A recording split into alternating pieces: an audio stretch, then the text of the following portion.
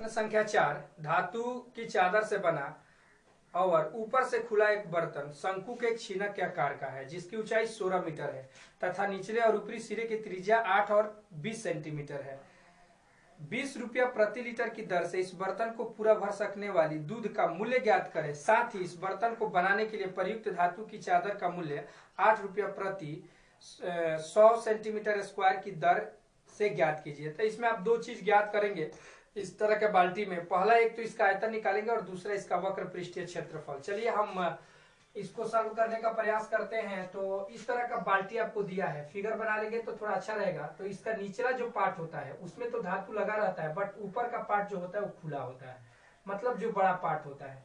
इसका जो आपको त्रिज्या दे दिया है, बड़ी त्रिज्या दे दिया है 20 सेंटीमीटर और छोटी त्रिज्या कितना दे दिया है 8 सेंटीमीटर, जबकि इसकी त्रिज्या ऊंचाई जो है वो 16 सेंटीमीटर दे दिया है।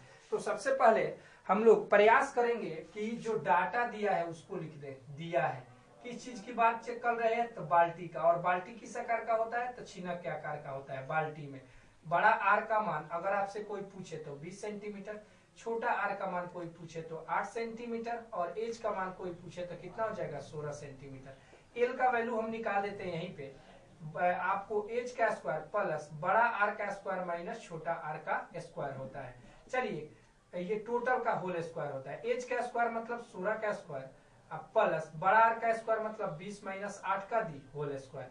तो यहाँ पे क्या लिख सकते हैं 16 का स्क्वायर 16 16 256 अब प्लस 12 का स्क्वायर 12 12 144।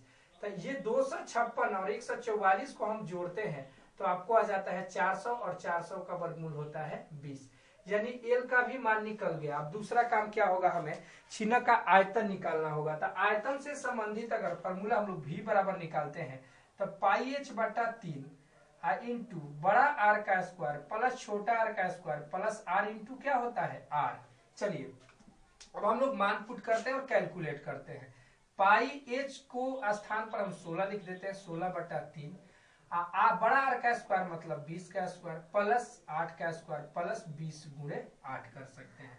पाई का मान कह रहा है कि आप रखो 3.14 गुणे 16, ये आपको 400 हो जाएगा। 8 × 64 और 20 8 160 और बट्टा में कितना हो जाएगा 3 आप कर सकते हो।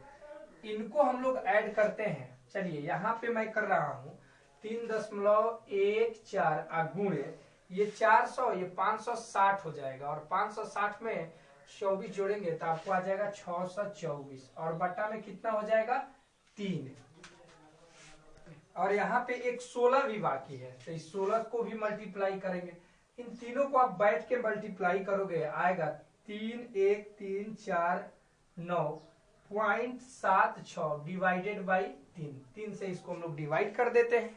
चलिए 3 से हम लोग डिवाइड करते हैं तो देखिए कितना आता है। 3 से जब डिवाइड करते हैं तो 10,449.92 अब 92 सेंटीमीटर स्क्वायर आता है। सेंटीमीटर क्यों आता है, जब इसको हम लोग लीटर में बदलते हैं तो 1000 से हमें भाग देना पड़ता है, यानी 10,44992 divided by 1000 converted into litre, ये लीटर में कन्वर्ट कर जाता है। तो भाग देते 1000 से तो ये 10.44992 लीटर आपको आ जाता है। अब दिया है 1 लीटर का मूल्य, 1 लीटर का जो मूल्य है वो कितना रुपया आपको दे दिया है, तो आप देखेंगे तो 20 रुपया दे दिया है। कितना रुपया दिया है 20 रुपया। तो आपको 10.44992 लीटर का कोई मूल्य पूछे तो इतना से गुणा करना पड़ेगा 20 गुणे 10.44992। जब हम लोग मल्टीप्लाई करते हैं तो 208.999 रुपया आता है। अगर ये हम इसको राउंड ऑफ का नियम लगाए तो 9 5 से बड़ा है, एक अंक जोड़ देते हैं तो 8 किस में बदल जाएगा तो 9 में। इतना रुपया का वो 209 रुपया का आपको दूध खरीदेगा। अब इस क्वेश्चन का दूसरा पार्ट है, इसमें कितना धातु प्रयुक्त हुआ है। तो अगर हम लिख दे कि आप इसमें धातु प्रयुक्त करने की आपको बात इसमें कह रहा है, कितना धातु प्रयुक्त होता है, तो प्रयुक्त धातु का आयतन, प्रयुक्त धातु का क्षेत्रफल, प्रयुक्त धातु का क्षेत्रफल। तो इसमें वक्र पृष्ठीय क्षेत्रफल तो हम लोग निकालेंगे ही, पाई एल इंटू बड़ा आर प्लस छोटा आर प्लस पाई छोटा आर स्क्वायर। नीचे वाला जो पार्ट है वो ढका रहता है तो पाई आर स्क्वायर कर सकते हैं। चलिए अब हम लोग मान इस पे पुट करते हैं 3.14। एल का मान कितना आया है तो 20 आया है। बड़ा आर का मान कितना है तो 20 है। 20 + 8 और पाई यहाँ पे हम रख देते हैं, एक ही बार पाई का मान रखेंगे। पाई आर का स्क्वायर मतलब 8 का स्क्वायर, तो पाई गुणे 20 गुणे ये आपको 28 हो जाएगा, प्लस पाई आई इंटू 8 8 64। तो इसको 0 8 दूना के 16 2 दूना के 4 1 5 पाई प्लस 64 पाई हो जाता है।